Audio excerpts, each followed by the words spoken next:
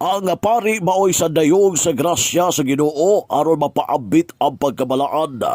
Payag ni Archbishop Martin Sarmento humawa didi sa ordinasyon sa pagkapari ganita mo sa Diocese sa Pagadian dito sa Tabina sa Buanga del Sur.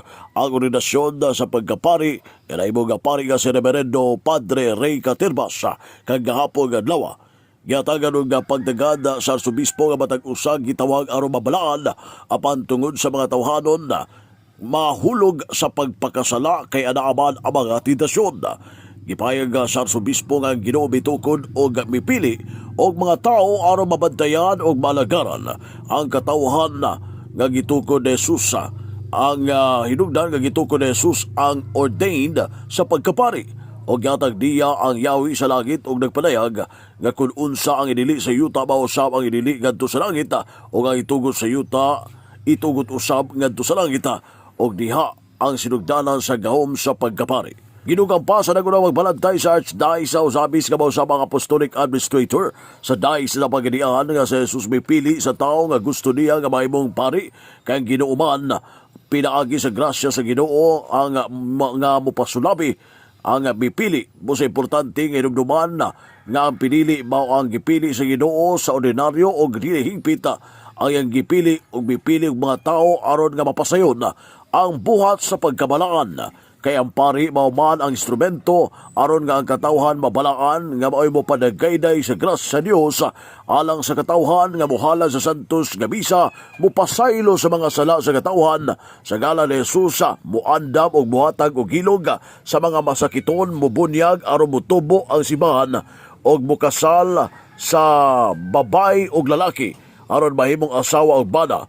Busahagit kini sa bag-ong naordinahan sa pagkapari nga si Reverendo Padre Ray Caterbas sa Diocese sa Pagadian nga makapaambit sa pagkabalaan o puyan ang pagkabalaan kay bisan siya mahimong mahugaw apan ang iya pagkasanayong sa grasya magpabilin sumapa sa nagunang magbalantay sa Archdiocese sa Usamis nga sa mga Apostolic Administrator sa Diocese sa Pagadian Bishop Humawad apan alang sa Arzobispo nga mas maayong nga ang pari nagpuyo sa pagkabalaan nga kinabuhi. Ano yung tibig payag sa Arzobispo sa lokal nga simbahan sa Archdiocese sa Usamis nga mausab ang Apostolic Administrator sa Diocese sa Pagadian atol kini sa ordinasyon kagapon ni Reverendo Padre Ray Caterbas diha sa Tabina, Zamboanga del Sur. Importante kayo kini nga ang pari naagyon ang iyang awareness of sin. Importante yun kaayo nga ang pari nakahibalo nga siya masalaypon. Apan mas importante kung ang pari nakaila nga siya nakasala o iyang talikdan sa hingpit ang iyang pagka-masalaypon. Og salamat Reverend Ray Caterbas nga imong gidawat, imong gitubag ang tawag sa Ginoo aron ikaw mo alagad kaniya isip pari. Importante yun nga mutubag sa tawag.